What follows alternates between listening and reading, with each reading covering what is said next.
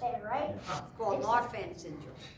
So, Like so that's what it's saying, and because she felt so like attracted to this baby, she felt like that she needs to help this baby, even though she's going against her own father. Her father decreed to throw every single baby boy into the river, but she went against her father because she liked this little baby. Right? Okay, so that's it. And then here's a couple questions to see if you were paying attention. Well, before I'm going to say something that you say for your everyday life from Shmot, from what I said. So Shmot is about remembering your family's past, remembering your community's past. You have to remember your community's past, like your past, right? And so, to quote the wisest man from Kung Fu Panda, his name is Master Oogway. Yesterday was history, tomorrow is a mystery, and today is a gift. That's why they call it the present. Right? Okay, so Q&A. What is Shmot? What's Shmot? What is the This meaning table of Shmot? has an answer.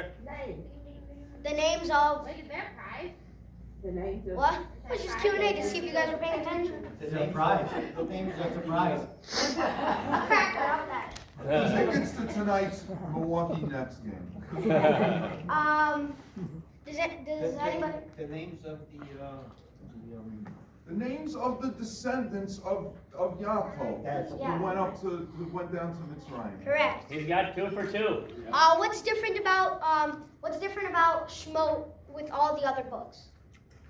It's two separate stories, one about the enslavement and one about the emancipation. All right. 3 for 3. I'm smelling those tickets. Guys, how can we let that table win? Our table's got to get the answer. This shows it's a good teacher.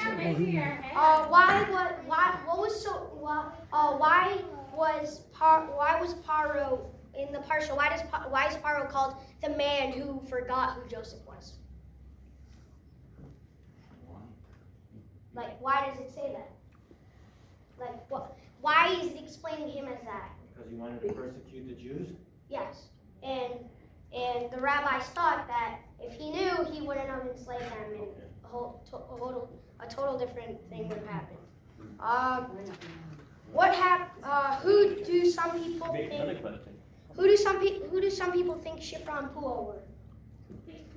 mother and sister. Yes. Yay! Correct. 4 to 1. We're catching up. What does Rabbi Foreman think? What happened to Bob Paro's arm?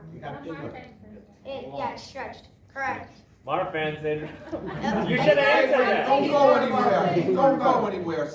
This is our Q&A. You don't only get to ask questions.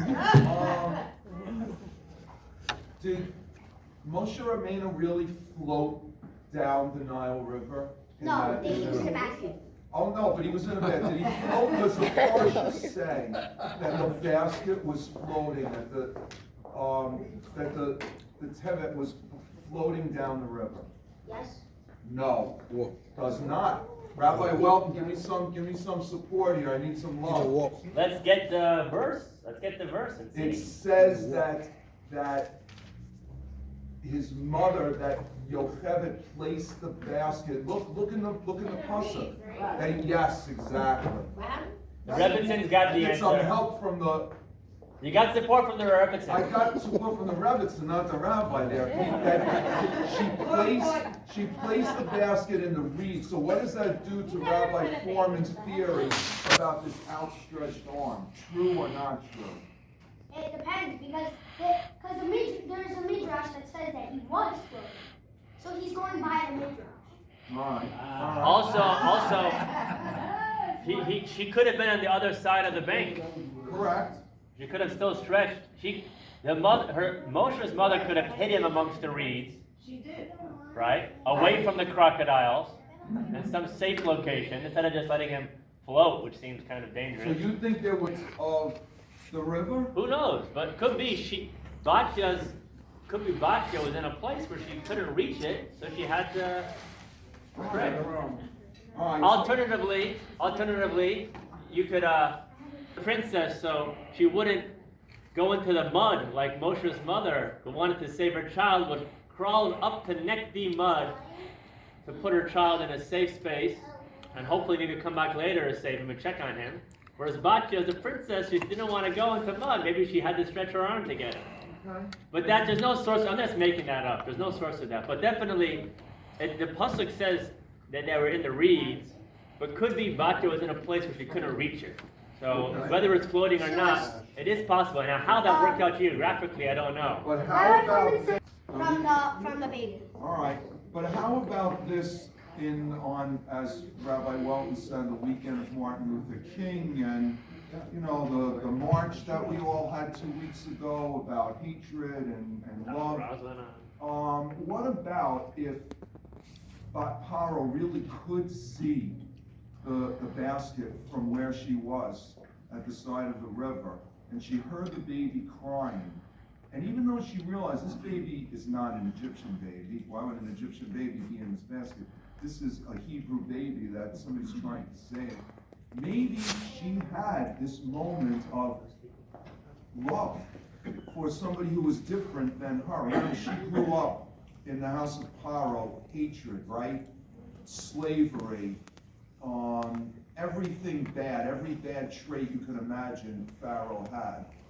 And despite that, maybe Paro, his own daughter, had this moment, this awakening, where she really let her heart go out to this strange baby, and it wasn't this magical, you know, outstretched arm that by chance grabbed the baby, and she really felt something. And maybe there's something to be learned from that, you know, if we see the face and hear the cry of people who are different from us, particularly this weekend, and particularly given what the rabbi's about to speak about at City Hall on Monday, maybe there's a lesson to be drawn from this week's parsha about having, you know, that the ability to look at a different person's face and listen to a different person's voice.